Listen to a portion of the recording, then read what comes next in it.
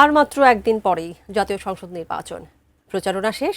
সাভারের রিটার্নিং কর্মকর্তারা ব্যস্ত সময় পার করছেন ব্যালট পেপার ও নির্বাচনী কার্যক্রম পরিচালনা করতে। সাভারের অধরচন্দ্র স্কুল মাঠ থেকে বিস্তারিত জানাচ্ছেন কামরুজ্জামান, আমরা আগের সংবাদে আপনার সাথে যুক্ত হয়েছিলাম। আপনি জানাচ্ছিলেন সেখানকার অবস্থা। রিটার্নিং কর্মকর্তারা তাদের যে কার্যক্রম সেটি করতে কোনো ধরনের বাধাগ্রস্ত হচ্ছেন কিনা বা নির্বিঘ্নে কাজ করতে পারছেন কিনা একটু জানবো আপনার কাছ থেকে। ধন্যবাদ তানিয়া। আমি এই মুহূর্তে রয়েছি সাভার অধরচন্দ্র স্কুলের ঠিক মাঠেই কিন্তু রয়েছে, যেখানে কিন্তু নির্বাচনী কার্যক্রম কিন্তু চলছে এখানে।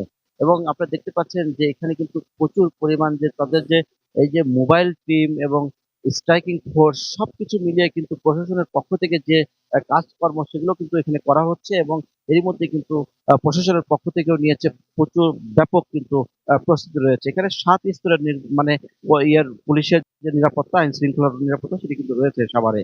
যেমন আর্মি ক্যাম্প রয়েছে ৩টি এখানে। এই সবকিছু মিলিয়ে সাভারের যে আয়োজন সেটি কিন্তু আসলে একটি মেলা বসার মতোই আরকি। সবকিছু মিলে আমি আপনাদেরকে একটু জানাই যে সাভারে নির্বাচনের যে প্রচারণা সেটি কিন্তু এরই মধ্যে গতকালকে রাত্রে শেষ হওয়ার পরেই কিন্তু আমরা একটা জিনিস লক্ষ্য করেছি, সেটি যে সাভারে যারা ভোটার রয়েছে বিভিন্ন অঞ্চলের তারা কিন্তু দাঁড়িয়ে বাড়ি যাওয়ার প্রস্তুতি নিচ্ছে এবং ট্রাকে করে অনেকে যাচ্ছে। তো সবকিছু মিলিয়ে সাভারে কিন্তু একটি পৌরসভা, ১২টি ইউনিয়ন এবং আপনারা জানেন যে ১২টি ইউনিয়ন রয়েছে। এখানে কিন্তু তাদের ব্যাপক প্রস্তুতি রয়েছে এই নির্বাচনী মানে প্রস্তুতি। এবং আপনারা জানেন যে ভোট কেন্দ্রের সংখ্যা কিন্তু ২৭৫টি এবং ভোট কক্ষ যেটি ১৫২৩টি ভোট কক্ষ কিন্তু রয়েছে। এখানে পুরুষ ভোটার রয়েছে ৩,৭৫,০০০। নির্বাচনী মানে প্রস্তুতি। এবং আপনারা জানেন যে ভোট কেন্দ্রের সংখ্যা কিন্তু ২৭৫টি এবং ভোট কক্ষ যেটি ১৫২৩।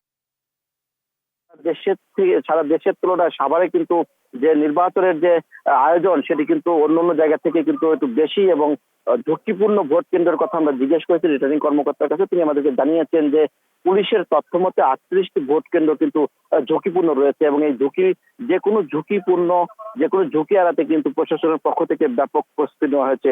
এরই মধ্যে রিটার্নিং কর্মকর্তার সাথে আমরা আরো কথা বলেছি। তিনি আমাদেরকে জানিয়েছেন যে ভোটের আয়োজনের যত সরঞ্জামাদি সব কিন্তু এর মধ্যে চলে এসেছে সাভারের রিটার্নিং কর্মকর্তার হাতে।